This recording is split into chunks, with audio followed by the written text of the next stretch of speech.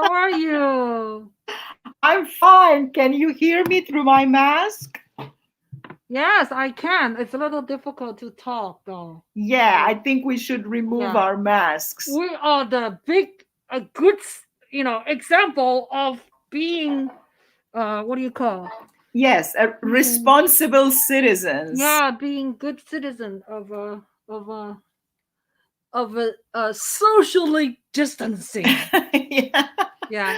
Although Socially my relevant citizens. But we need to take it off.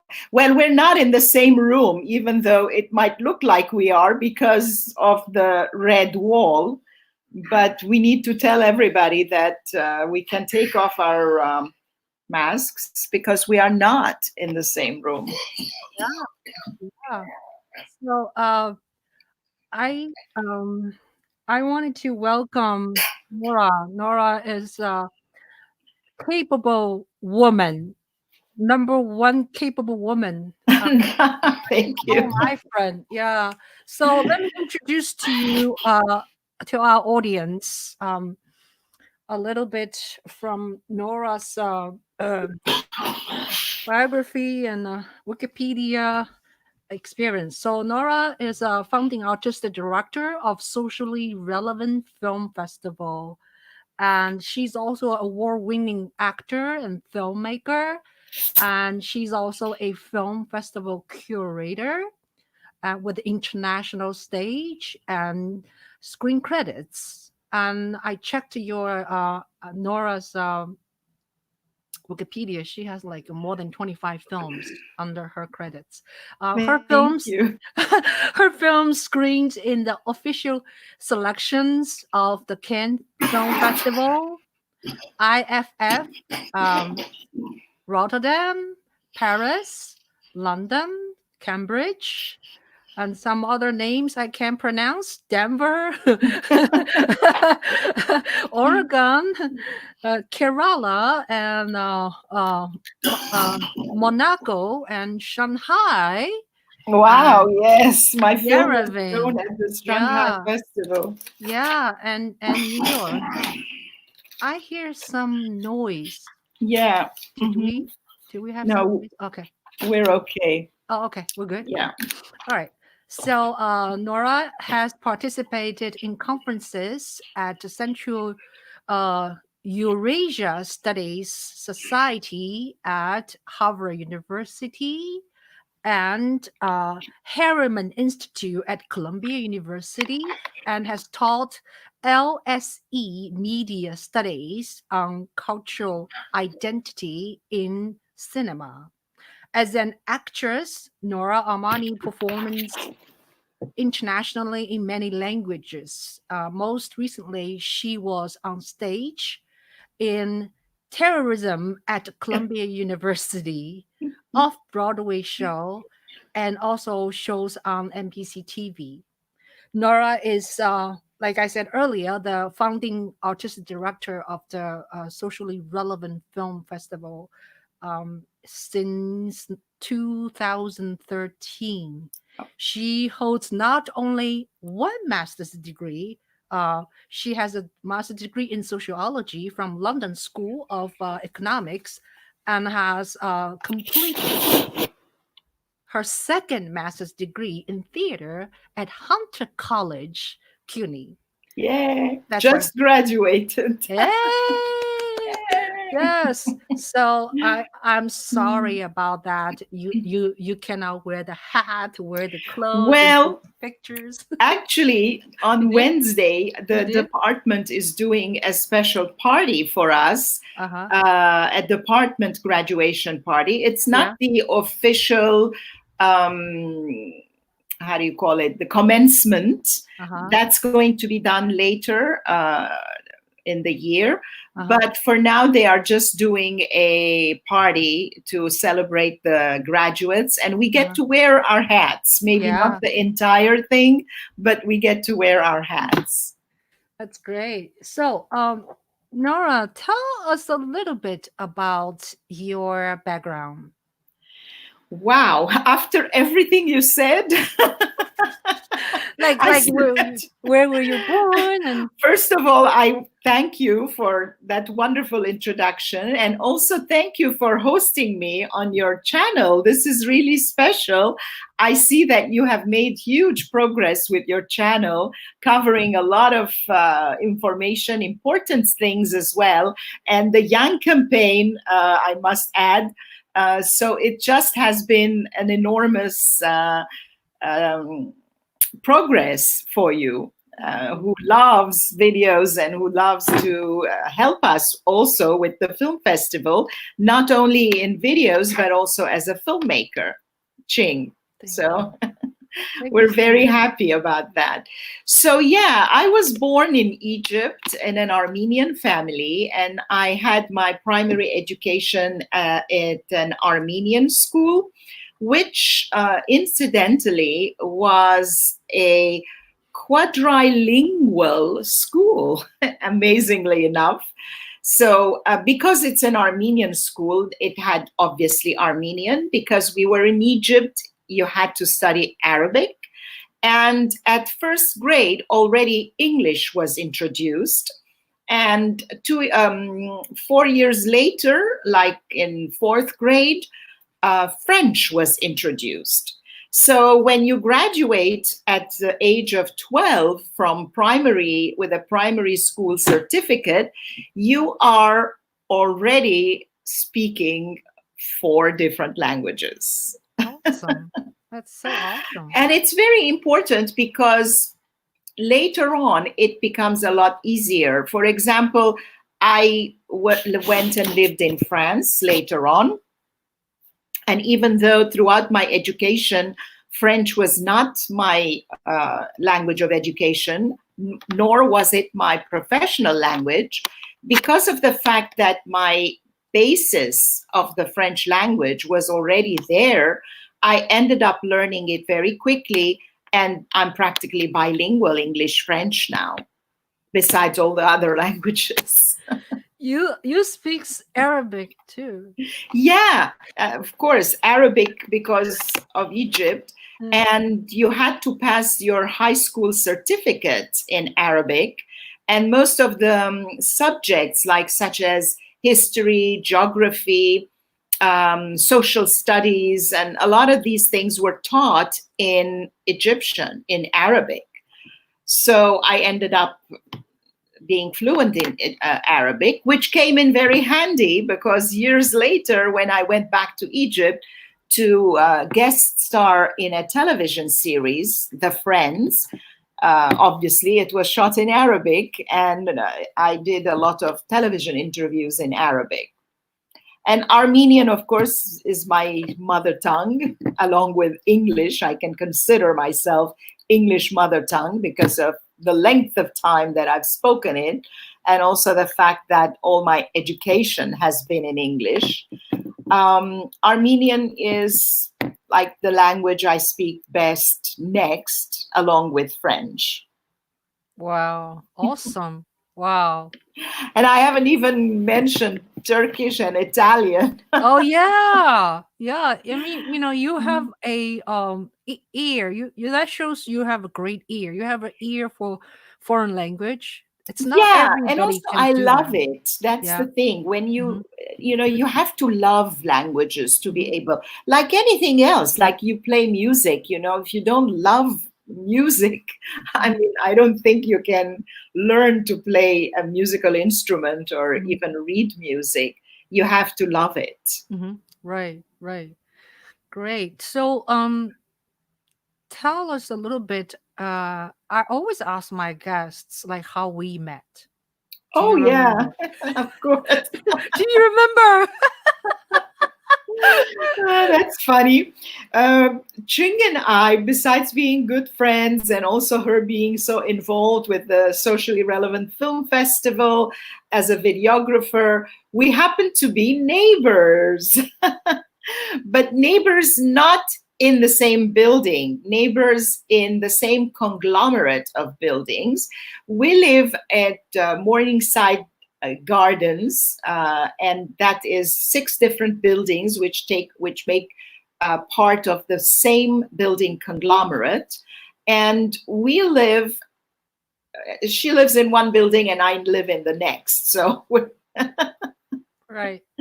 and what happened is that we had just moved into this conglomerate. I think it was 2012, which is when we moved in. We moved in March, beginning of March. And there was a fair, like a fall fair, where people, exhibit their trinkets and things, and people sell stuff. There are some performances, and then the children, the face painting and this and that. So it's kind of an annual event at our premises. And Ching was in charge of the cultural entertainment. Yeah, actually, she was in charge of the entertainment at this event, and she was playing her music and asked if anybody wanted to sing a song or play an instrument or recite a poem or something. And I said, yeah, I'll sing a song. And that's how we ended up meeting and talking to each other. And you sang Armenian song. I sang an Armenian song. Yeah. And then you give me a card. You said, I have a film festival. Come. Oh yeah. Come.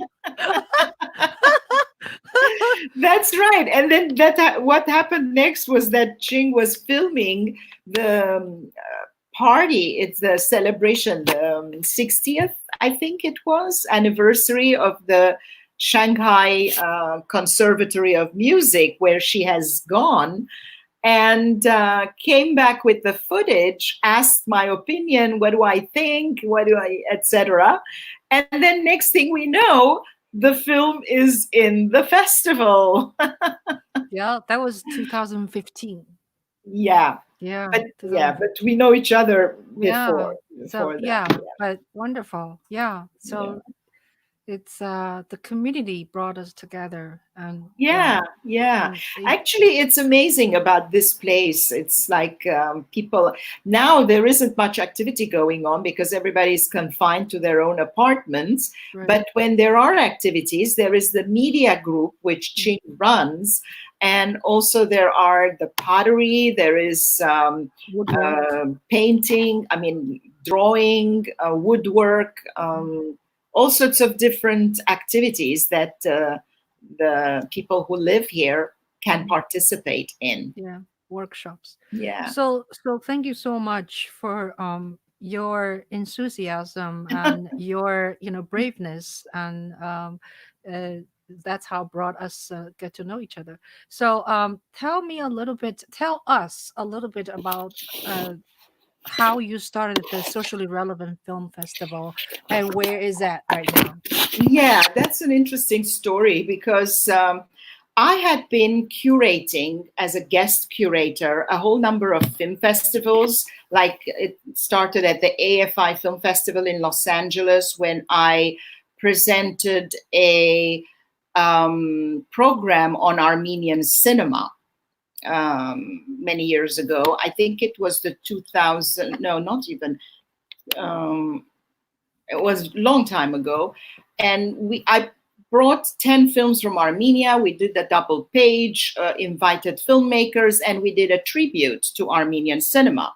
Following that, I was invited to the Silverlake Film Festival to curate sidebar of Armenian films and other diaspora films.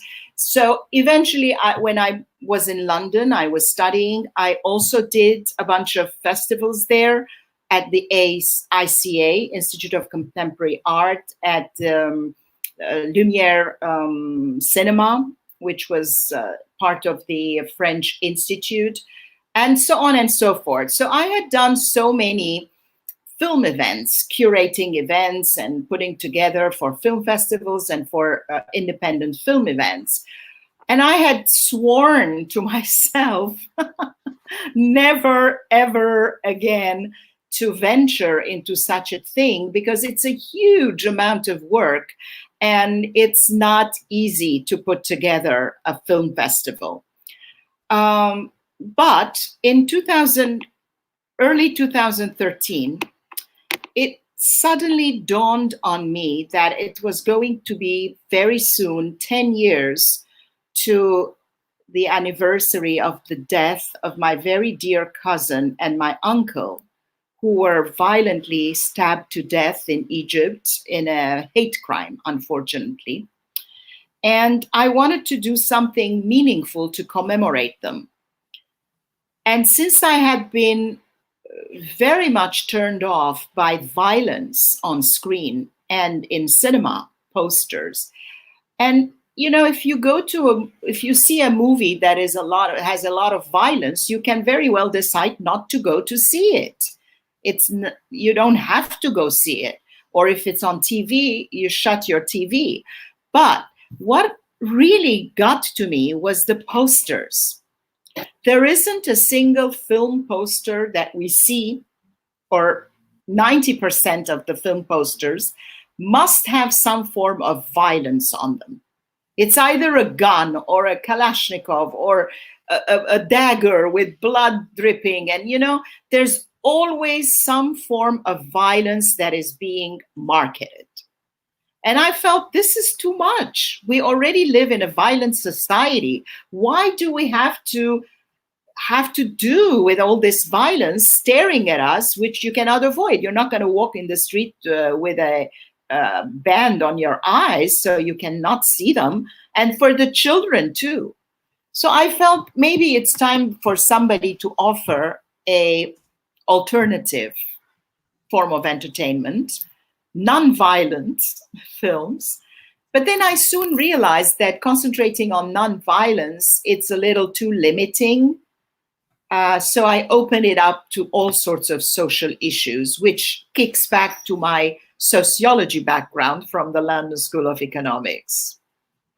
Yeah, that's a great idea. So tell us, since 2013 to now, roughly how many films you have represented from how many countries? Well, if we don't count the 7th edition, which was supposed to happen in March, and of course, because of COVID, I wanted to say postponed, but now we are considering going online with it because a lot of people are doing that. And I'm thinking, instead of waiting until September and we don't even know what's going to happen by then, isn't it better to offer these films and make them available? So up till now, before the 7th edition, I had counted 350 films that we have screened over the past 6 editions. Wow. And when I say 350 films, they're not all feature films. We have short films, short narratives, short documentaries. We have documentary films, which range from 52 minutes all the way to an hour and a half. And we have narrative fiction feature films. So everything together, that's basically what it comes to. Wow, wonderful. And from like how many countries? From 35 countries up till now. And we don't always have 35 countries represented in every single program because it rotates. Sometimes, like last year's program had 22 countries. The 7th edition has about 30 countries. So it varies because it varies which films we put together and how we present each program. Yeah. So how does it work now that you said you're considering of doing online festival? And also, what about the next season? Because usually when I remember as soon as you finish your March festival, you're already planning for the next year, That's right. Well, not quite right away. I always gave myself the month of April off. And then usually what was happening is that we were also having a presence in Cannes at the Cannes Film Festival in May. So we would take a select number of documentaries and present them at the Doc Corner at the Cannes Film Festival. Unfortunately, the last 2 years I couldn't go because I was pursuing my MA, Master's in Theater, And May, when the Cannes Film Festival was taking place, was still during the semester, so I couldn't get away. And this year, the Cannes Festival isn't happening. So what usually was happening was that we gave ourselves a break, and then around mid-May, we opened the next year's submissions. So our submissions for 2021 are already open, and we already have received submissions, believe it or not. So Wow. it's very interesting how it can go. We are hoping that by that time, everything will be back to normal, and then we'll be back to being in a cinema, because, it's much better to have a film festival that takes place in a cinema or a film venue rather than online. But to not sacrifice completely the 7th edition, we decided to go online. Yeah. So in specifically, how does that work? Like, people can log into your festival website and then start to watching. Right. Well, the way it's going to work is we will probably pretty much as possible try to respect the same program, the same schedule that we had for that week. Like, what I mean to say by that is that the normally festival was starting on Monday and it went until Sunday, and Sunday evening was the closing award ceremony. So we will respect exactly the same. Of course, it's not going to be only over 7 days. It might start a little earlier. We'll make the films available 2 or 3 days longer, and it will be by a password, so that people who have paid tickets, they will be sent the password to be able to log in and view the film. After they have viewed the film, after the 3rd day, a grouping of filmmakers will come together and do a session online, like we are doing now, and we will call it Meet the Filmmakers. It's not going to be exactly a Q&A, because we don't want to restrict timing it right after the film and, put pressure on people to watch the film at any particular given time. Instead, we want to make it available so they can watch it anytime they like within a given period of time. And then the filmmakers get together and we talk about their work, we talk about the particular films, and people can get to ask questions. Great, yeah. Oh, we also have workshops. One of the workshops was the script writing competition, and the 5 of the 6 finalists were going to have 10 minutes each readings from the script. So we might end up doing this one as well online. And in this particular case, the Q&A would be following immediately, because it's directly related to the scripts in question. Mm-hmm. And people will not necessarily have read the scripts, but they would have listened to the 10-minute thing. Mm-hmm. Yeah. And we were going to have a distribution panel. So that might also be a Q&A with the filmmakers logging in and asking questions to the distributors, and so on. Yeah. So completely different format. Yeah. We have to be resourceful. We have to be, flexible at this time, right? Because everybody is. It's not so possible to just throw in the towel and say, "Oh, we can't do anything." So initially, I was thinking maybe it's better to postpone to September, like I was saying earlier, but it's too risky, because what do we gain by postponing? We don't know. It's all a big question mark. So it's better to do it. And Yeah. the awards will still be given because the jury has been watching the films. They have already turned in their results and everything. Yeah. So why not use this opportunity and reward the filmmaker?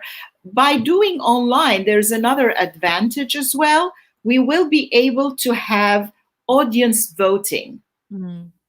So people who will watch, they will be able to pick their favorite films or give some gradings to particular films, at the end of which the film that has gotten the highest marks will also gain an audience award, which might come with a monetary contribution. We're Oh, hoping that people will contribute and then we will be able to pass this contribution on to the filmmaker. yeah. So, was it really hard? It must be awful that, like, sometime before March 16th. How did you feel? It's very sad because the program is already printed. It's Yeah. at the printers. We haven't even had a chance to go and pick it up. And we even had a very nice interview on WBAI on Thursday, the 12th, which is exactly 4 days before the festival was supposed to open. Yeah. The festival was scheduled to have its big opening night at the Lincoln Center this year Yeah. on March 16. Yeah. And I was we, already. I know you were going to film us on that Yeah. day. Yeah. And then on the 12th, we do the interview. And of course, we talked about the possibilities, what happens, what if. And I said, look, I'm not taking the decision of canceling or postponing myself, but I am not alone in this. And I'm bound with venues with whom we are working, like the Lincoln Center, the Cinema Village, the colleges with whom we are collaborating, the Baha'i Center, and so on, and the Lebanese American University and Hunter College. These are all our venues this year. And if they are closing, what can I do? There's no choice. But we said, for now, I haven't heard anything, so it's going on. We came out of the interview. One of the filmmakers, Dr. Teresa Müller, was with me. And we had also 2 telephone interviews with 2 of the other filmmakers that were out of the country, but we were able to have interviews with them from WBAI radio station. We went and had a little salad, and we're getting ready to get back home and continue the work. Suddenly a phone call comes from the Lincoln Center telling me that they are closing that very afternoon. And of course, there was nothing else I could do.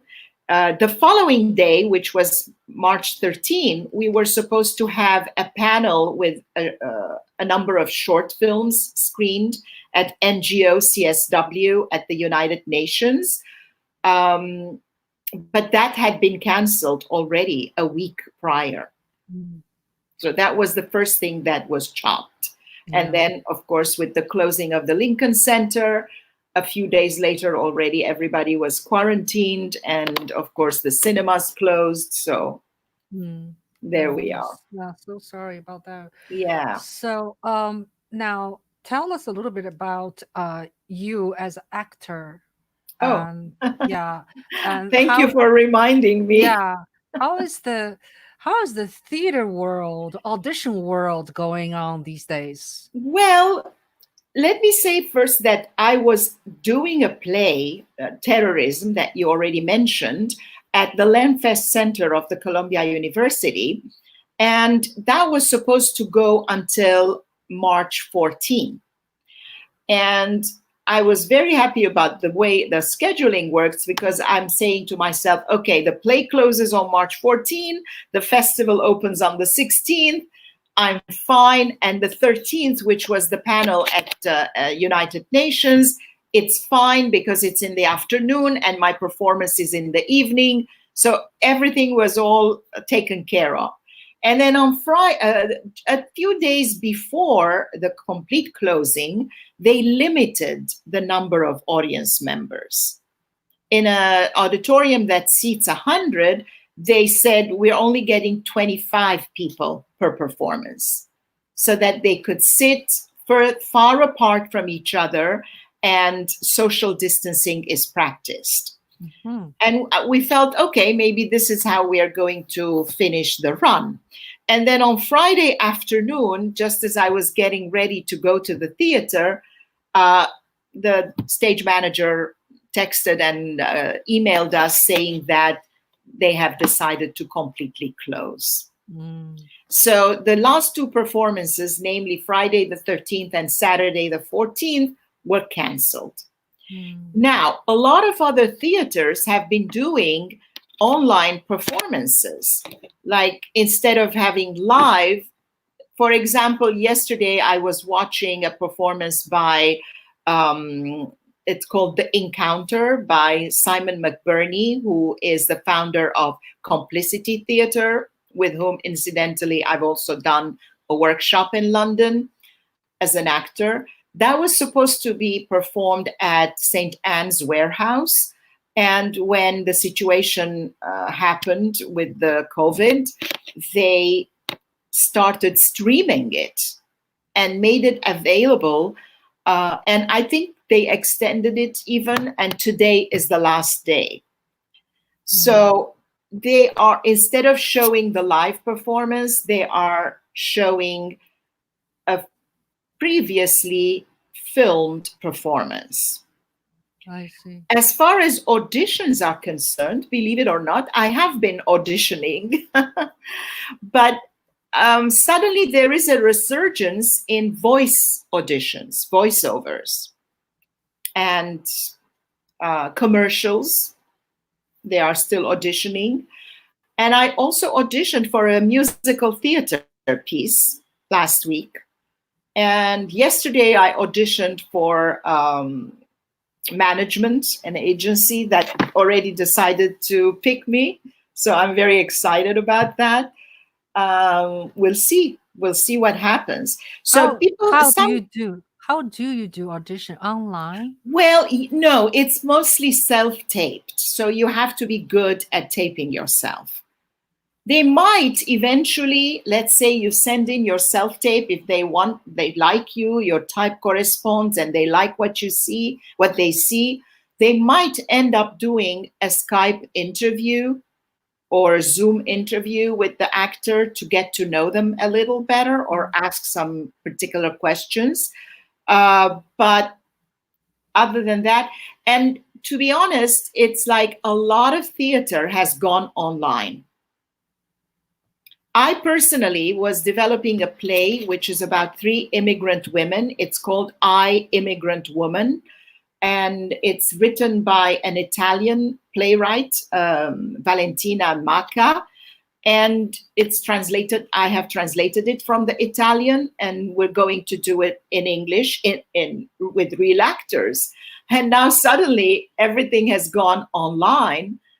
And I am in the process of casting it right now online for an online reading. There are pros and cons. The pros is that suddenly I can cast anyone I want from anywhere in the world. Because it's going to be online. So there is this somebody from New Zealand that I am auditioning. Somebody from London I am auditioning. You know, it's very, very interesting. But by the same token, suddenly if I think about it as an actor, it increases the field of competition. So instead of competing with the people that I was right here in New York competing with already, that's a huge pool. Right. Now I have to compete with everybody else in the whole world. Right. Yeah. So. Yeah. Wow.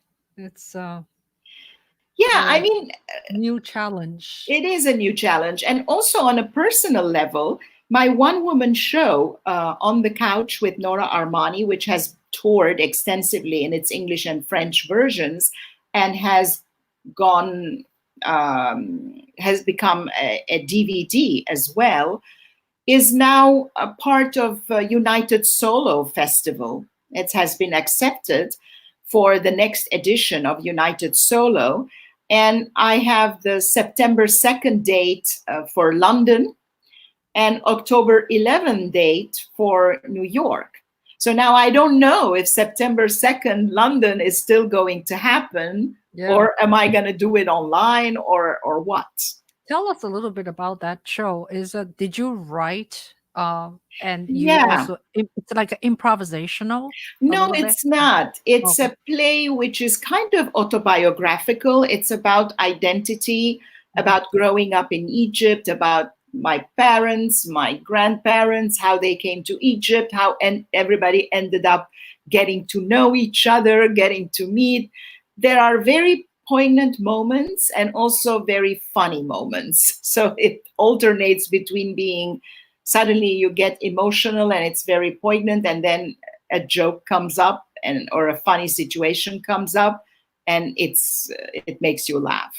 So it's been quite successful. I performed it at CUNY Graduate Center in 2003 when I first came to the United States, to New York, the second coming, I must say, because my first one was years ago in Los Angeles.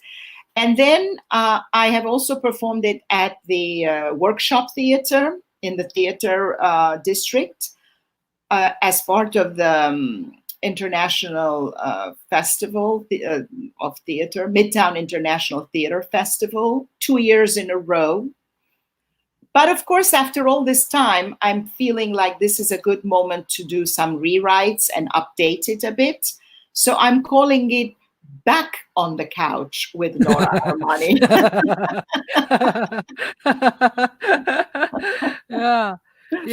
Yeah. It's funny. I think I've seen a video on your website. Oh, by the way, Nora has a really handsome website. It's called noraarmani.net. Check it out. Thank you. Yeah. And it's so organized. You have media, you have voice with 20 different languages. No, I'm just kidding. With so many different languages that you recorded, and very well planned website. Very nice. Yeah, I just added some new voice segments because I felt, it needed a little bit more, especially now that everything is going more towards voice. So I just did that recently. And then my husband, who does graphic design, he was able to give me a hand to make it a little bit more presentable instead of the bazaar that I had created initially. By the way, as a voice actor, do you need a studio to have the business? Or can you not necessarily, but sometimes they ask you, they say, do you have a home studio?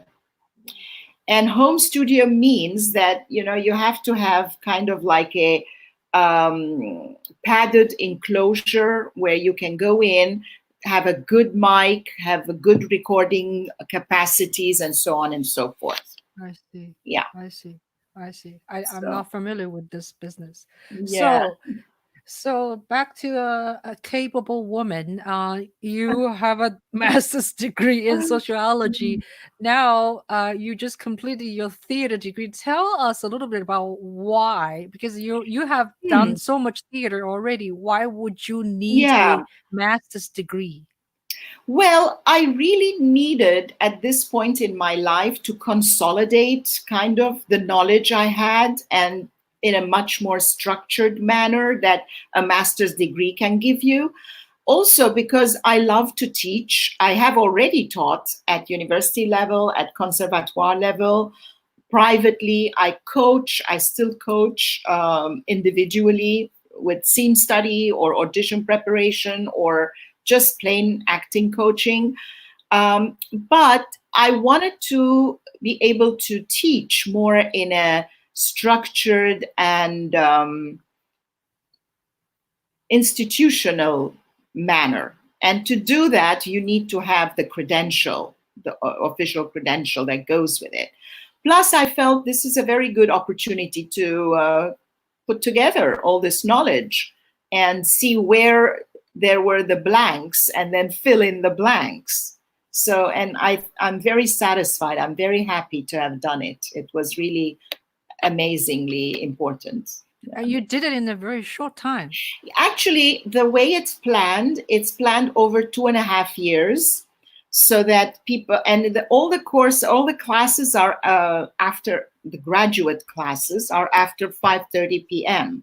to allow people who have full-time jobs to do their job and then come and do their master's degree. But I was able to, in the first year, take a bigger load of credits, so ended up finishing in 2 years instead of 2.5. Oh, bravo. Yeah. It goes fast, actually. Yeah. It goes very fast. Yeah, it's so fast. So and next task taken, what are you gonna do? What are you gonna learn? Well, violin. No. Violin. No, it's gonna be tough. Well, actually, it's not so much learn something new, rather than put together my shows, because I am developing a show in which I do kind of, again, it's kind of an autobiographical tour of the world through songs. This is something I've wanted to do for a long time, but of course, you have to first learn the songs and then write the speaking part, the bridging material between the songs, and so on and so forth. So I've done quite a lot of work on it in terms of collecting the songs that I want to sing, creating my YouTube playlist, and putting it in there. But I have, now that I'm finished with the masters, sit down and put the show together. Plus, I'm directing the other one about the immigrant women, which should be on maybe in 2 or 3 weeks. And then the festival's online edition, which is also coming up around the same time. Yeah. So everything is scheduled for the end of June. Yeah. And I saw you have a introduction video on your website with you talking to your audience and you recite poem. Oh. How did you get this shot? It's really nicely shot. You mean the YouTube? Yeah. In quarantines? Yeah, right. I started because April being International Poetry Month, so I felt, okay, maybe I should do some poetry. And the way I shot them was with that lamp, the round lamp that people use to shoot. And I shot them on my iPhone. iPhone really 8, good quality. number 8. Did you do extra audio? No. I did not. It was the audio from the phone. But also, I must say that besides the light, which I also have it on right now. See, I can show you the difference it makes. Yeah. It's much better. Yeah. Right. So this is, the light is on right now. But besides the light, I also have the big window open, and the daylight is also helping in that sense. So it's a matter of picking the time of the day. And usually I found out that around 3 p.m., between 3 and 4 or 3 and 5 p.m., depending on summertime, is ideal in this room. So that's when I was shooting those. They're on my YouTube channel if anybody's interested. Yeah, and also Nora Armani. Just look for Nora Armani on YouTube. Yeah. Also, you can see that particular video on Nora's website, like the first page. Yeah. Well, that one is the first, the cover of the playlist. If you go into that from my website, then it will make you make the entire playlist available. Yeah. So tell us. Oh yeah. So oh yeah yeah. I want you to share with us a poem. Could you Oh, please read us something? Mm. okay. All right. I'm going to read you a poem that I have done many years ago, or I still do. It's called Prayer on the Threshold of Tomorrow. And it's an Armenian poem by Vahan Tekeyan, and is a very well-known Armenian poet, translated by another Armenian poet, Garik Basmajian. And we have done this piece as part of a duo that I used to perform with my ex-husband called Sojourn at Ararat. You can also find that on Facebook with the DVD and CD and all that. And we toured extensively with this show internationally in its English and French versions, and performed it at Joe's Pump at the Public Theater. So I'm gonna do that that piece. It's called Prayer on the Threshold of Tomorrow. Look at the fields. New sprouts are shooting up. Are they thorns or wheat? I am not sure. They are wheat perhaps to the hungry, and thorns to the well-fed who never share their bread with others. Obscure sounds of blows echo in space, signs of an upheaval, of a lengthy suffering endured standing up, of an assault that hesitates in the distance. All great souls oppressed everywhere explode like gas. The dried blood staining the ground turns into flames. The useless drops of sweat become a troubled torrent that shakes the rocks, collapses, long resisting dams. Lord, be kind to us today. Impart your wisdom now to this tortured molecule of the world. For though they have forgotten you, still only you can stop the mindless flock of people on the road to the abyss. If you lit the wick of the mind and poured the oil of life, Lord, do not let them overturn the lamp. Let it give forth light, and with it make them seek your boundless truth. For life, put love into the hearts of today's and tomorrow's mighty. Do not allow them to close their hearts. Let them open in love for each other, in endless communion. Have mercy on the youth and the aged. Don't leave the children without affection, the old unprotected. Make conflict brief, and let peace and justice triumph in this sad struggle. Shake all the barricades and let them crumble with their barricades of armored selfishness. Divide the wealth evenly among men. Open up your gardens and let everyone crowd inside. But Lord, let them not break a branch, crush a single flower.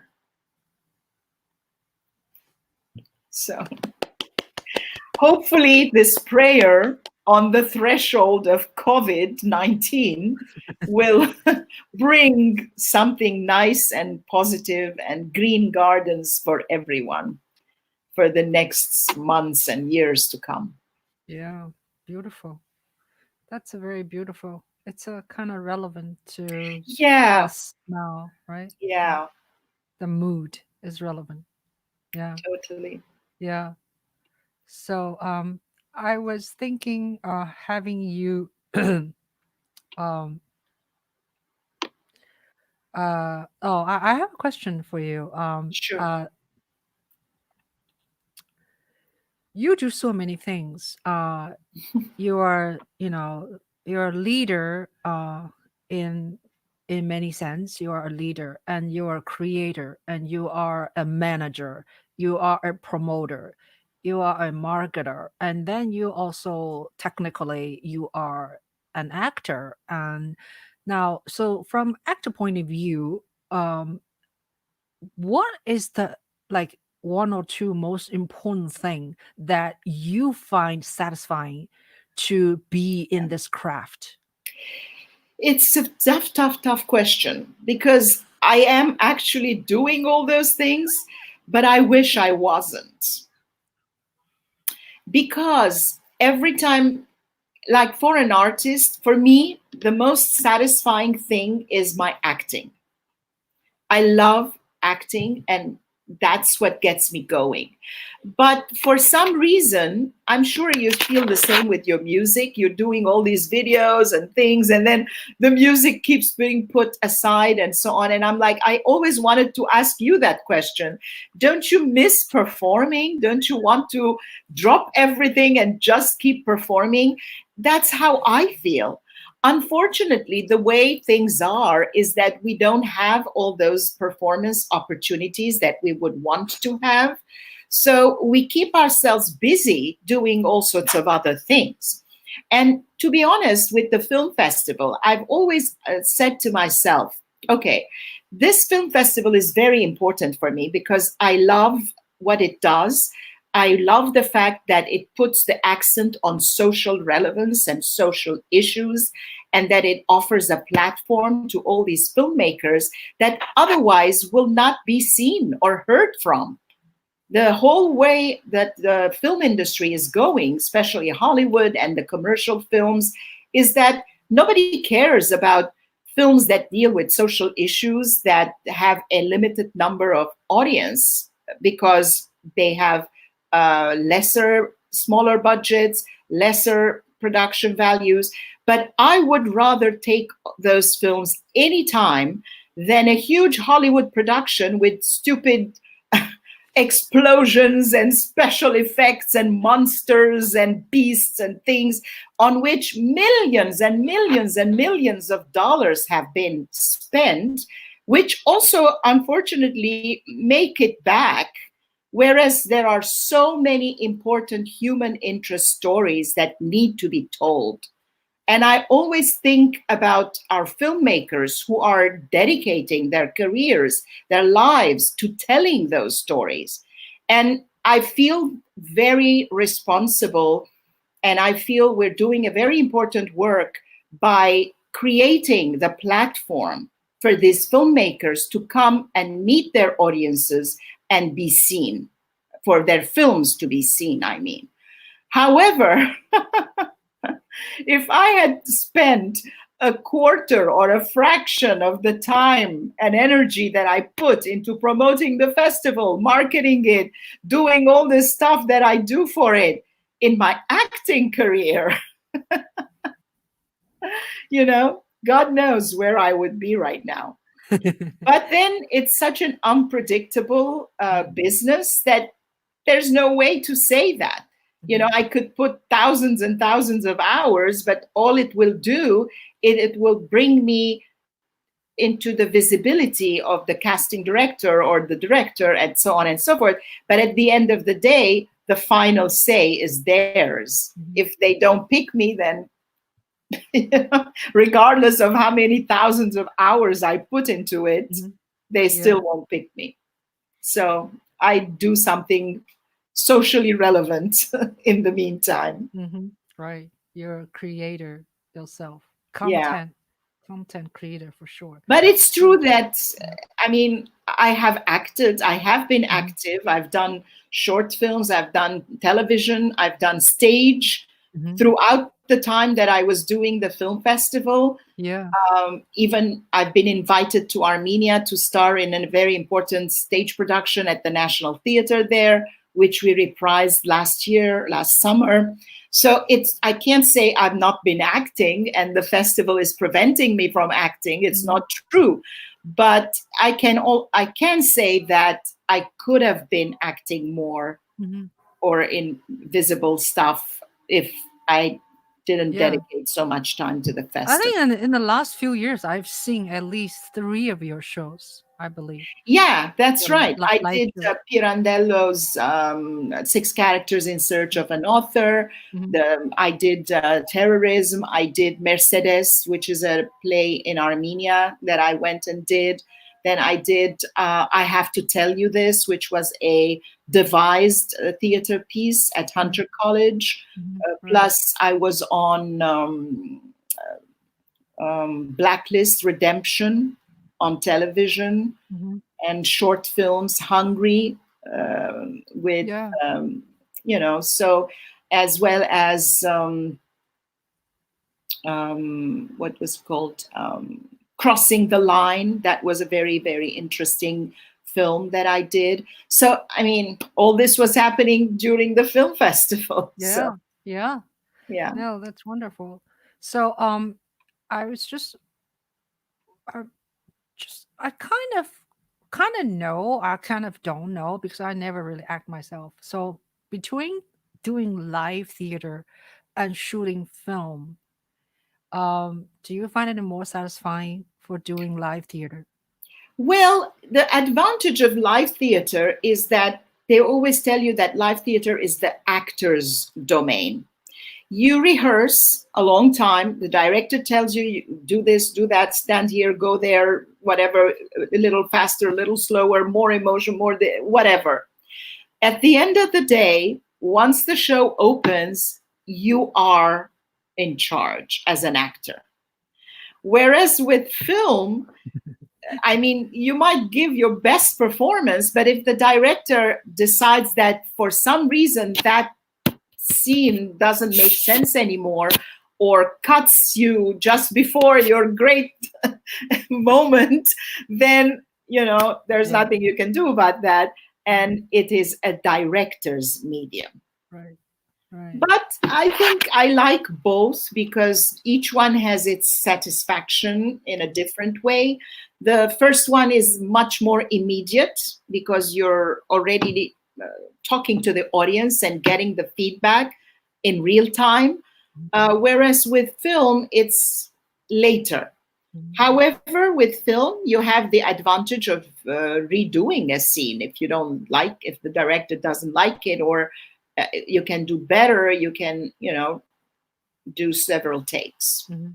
Right. Right. That's true.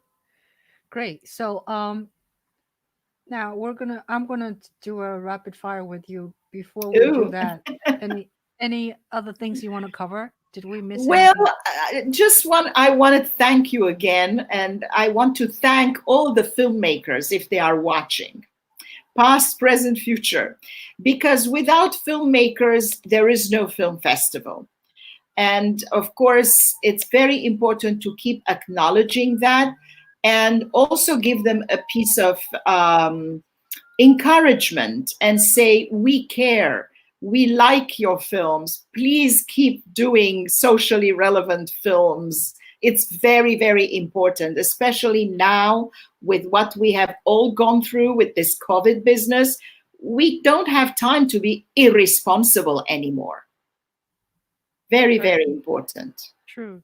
Yeah. And I want to thank some of our audiences here. I think probably they are your contact, Joseph Montaga, Montaigne. Montaigne, yeah, Yeah. who made some comments, and also Katiki, Kartikey from India. Oh, Maybe she, wow. This is yeah, cool. I'm yeah. looking too. Can you see it? There's comments. Yeah. So Oh, yeah, you can see people making comments, on here. So anyway, wow. This is so cool. I yeah, just see that. yeah, yeah, yeah. So I can say, you see, I can say, I can bring also her comment onto our screen. Hi from India. Do you see that on Yeah, the yeah, screen? Yeah, yeah. yeah, That's yeah, right. yeah, yeah. So anyway, so okay, great. I'm going to To let's do a rapid fire. Yeah, fire away. Yeah. rapid fire. Yeah, rapid fire. Yeah. Okay. Um. Oh, before I do rapid fire, I have another thought. I have these thoughts. Sure.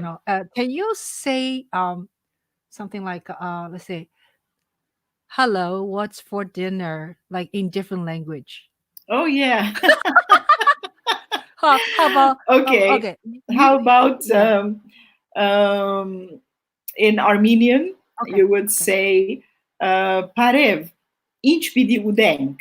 It's not what's for dinner, literally, but it's Okay. what are we eating? Okay. You Okay. know, That's inch close pidi enough. udenk. Close enough. How about And French? same thing. I Oh, mean, it's much more colloquial. Nobody would oh. say, like, if you translate it in French, I would say, ah, bonsoir, qu'est-ce qu'on mange? Qu'est-ce qu'on mange? Yeah. Beautiful. Yeah. Good evening. What are we Yeah. eating? Oh, Ou okay. bien, or you can say, qu'est-ce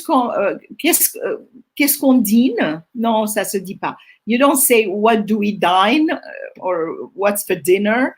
Qu'est-ce qu'on mange? What are we Qu'est-ce qu'on eating? mange? Yeah. And then Yeah. in Italian, Yeah. buonasera. I don't know how do you say that? Yeah. I got stuck Oh, suddenly. that's okay. But in Arabic, Yeah. مساء الخير, هناكل إيه? هناكل إيه? In Yeah. Egyptian Arabic. Yeah. What Yeah. are we eating? Wow. Yeah.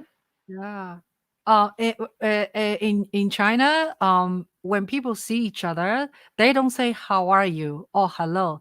They say "Have you eaten yet" in Chinese. And so, Wow, that's so yeah, yeah. interesting. So it sounds like 你吃饭了没有?你吃饭了没有? Nietzsche Mayo. Yeah. Have you eaten? Have you Well, eaten rice? actually, Actually, that rice. reminds me because it's the same in Italian. Uh, Ciao, hai mangiato? Ciao, I'm mangiato. Did you eat? Okay. Or hai Yeah. fame? Yeah, Are you I'm hungry. hungry? Hai Are you fame? hungry? Right. Michael Klaus is here. Says Oh, Michael. hello. Hi, Yeah. Michael. Jackie and Jacqueline Powers says, Yes. don't know we could ask questions until just now. Oh, sorry. Jackie is one of our Jackie. script writing Oh, finalists. hi, Jackie. You have any questions, Jackie? Jackie also said have posted interview to tweet and Facebook. Thank you so much. So do you guys have any questions? You can write in the comment. So I'm gonna you can think about what to ask. So I'm gonna do a rapid fire with Nora. Okay. All right. Ready? Let me get ready. Yes. Okay. Favorite color? Red. I'm sitting in front of the red wall. No, actually, it's not red. It's orange. Orange. Orange is the new black. New red. New red. Yeah. Music you like to listen to when driving long distance? I'd like to listen to classical music when I'm driving long distance. And it doesn't have to be any particular piece, but just calming classical music, Bach or, Debussy or things that, kind of go with the scenery as well. Yeah. A lot of classical music is about nature. Yeah. So you should, try Foray Requiem. Foray, yeah. Beautiful. Foray is very good. Yeah. Oh, Oh, wow. That one is so beautiful. Yeah. Okay, we carried away.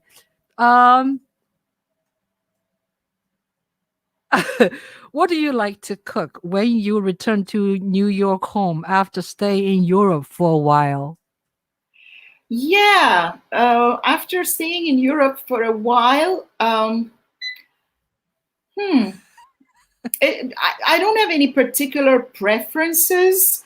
I like to cook things in the oven, like vegetables in the oven. That is one of my favorites. I love cooking pasta, but unfortunately these days I have stopped eating pasta because during the first month of the confinement, I was like really going for pasta. And then I noticed that I'm getting a bigger waistline and you're having hard time to zip your pants. Yeah. Yes, exactly. Yeah. Well, wine or beer? Wine. Um, okay, what would you say to someone who wants to be an actor? Forget it. No, no, no, no, no, no. I'm not gonna say forget it. That's not true. I'm joking. Oh, I'm gonna say um, it's hard work, and I'm sure you like the same thing with music, for example. And there is so much actors can learn from musicians because you cannot play music if you don't hit the right notes, first of all, but it's not enough to hit the note. It's not enough. You have to have the interpretation, you have to have the precision, you have to have your own personality, you have to respect the tempo, you have to, there's so many elements that you need to respect. And people accept that when it comes to music because I can't play the violin, so I'm not going to pick up a violin and start playing it. I'm not going to pretend I know how to play it because I cannot. But with acting, it's the huge misconception. People think because they can walk and talk that they can act. But it's exactly the same amount of work that a musician puts in. mm-hmm. You have to look at every word, the stress of the word, the meaning of the sentence, the underlying meaning, the background of why that sentence is being said. I always, in my coaching, I tell my students, don't open your mouth and say a line unless it's supported by either a thought or an emotion. Mm. You can't just say one word after another and Mm-hmm. deliver your line. Mm-hmm. Why are you saying what you're saying? Mm-hmm. Plus, that moment of thinking makes it much more natural. Like right now, I don't know what I'm going to say next to you. I'm stopping and thinking for a second and then Mm-hmm. and saying the next thing. Mm-hmm. I'm not like like a monologue, Mm-hmm. Right, right. although it might sound like it. Well said. Well Anyway, said. Yeah. yeah. What is your what is one of your favorite films? Oh, favorite films. So difficult. You So One. Yeah, difficult. one up. Pick one. Pick Mhm. one. Oh, something that I have loved. I keep going back to that film, Julia, Oh yeah. which has Vanessa Redgrave and Jane Fonda in it. And I think it's the life of Lillian Hellman and the war and how they became friends and then they separate and the war comes on and so on and so forth. It's a film that has really stuck with me all these years. But I have a lot of favorites, not Mm-hmm. just that. Right. It's Actually, kind of hard to. 1917, Mm-hmm. the new film, 1917, is another more recent favorite. Mm-hmm. I And see. The Help, Mm-hmm. I love that. The Help. So, anyway. Yeah. So thank you for oh that's not a rapid fire question. I just want to say thank you that you recommend me to see Hollywood and I actually finished the whole series. Oh, you did? Yeah, Yeah. it's awesome. It's Well, awesome. actually, I've been binge watching all these Netflix and Yeah. Hulu and HBO and Uh, whatever. yeah. These days, I'm on a couple of Australian pieces that Oh, are very well done. And yes. on Acorn, I don't know if people know about Acorn. We're publicizing them. They should pay you money. Yeah. Also, I must say that I didn't mention any of the socially relevant film festival films. Yeah. I have so many favorites in those films that Uh-huh. it needs a completely new program on its own. Yeah. Like if I say 350 favorite films, then Yeah. I'm not wrong. Right. Right. Wow. Wonderful. So, between you're very good with the social media, like between Facebook, Twitter, Instagram, or whatever it is. Which one is your favorite? Actually, I used to be very much into Facebook, but recently I've gone more. Recently, I went more into Twitter, and more recently, I've been concentrating a little bit more on Instagram because it's much more fun. Although, to be honest, the videos I did for my poetry series, I can't put them on Instagram because Instagram wants 1 minute long only. Right. And I cannot And vertical. film and vertical, and it's not convenient for any other medium. So I've not been doing that. Yeah. Great. So, how do you find? Oh, Michael has written, I've just started with Topic. Also try Mubi, both very international and streaming films. Oh, Yeah. just start with Topic. Oh, Topic is a film name. It's called Topic. What does that mean? I guess it must be a streaming thing, okay. like Okay. Netflix, Hulu, whatever. Oh, yeah. So, ice cream flavor. Oh my goodness. Very specific with Weakness. that. Yes, it's chocolate, dark chocolate chip. Of a particular brand, which suddenly misses my tongue, but maybe better because we're not supposed to promote brands. But no, we're not. Yeah. Although we talk about like in Netflix, it's a brand. So so one I think from me, one last question is, how do you find motivation? Sometimes with difficulty. But I have to keep reminding myself why I do what I do, and also the alternative. What is the alternative?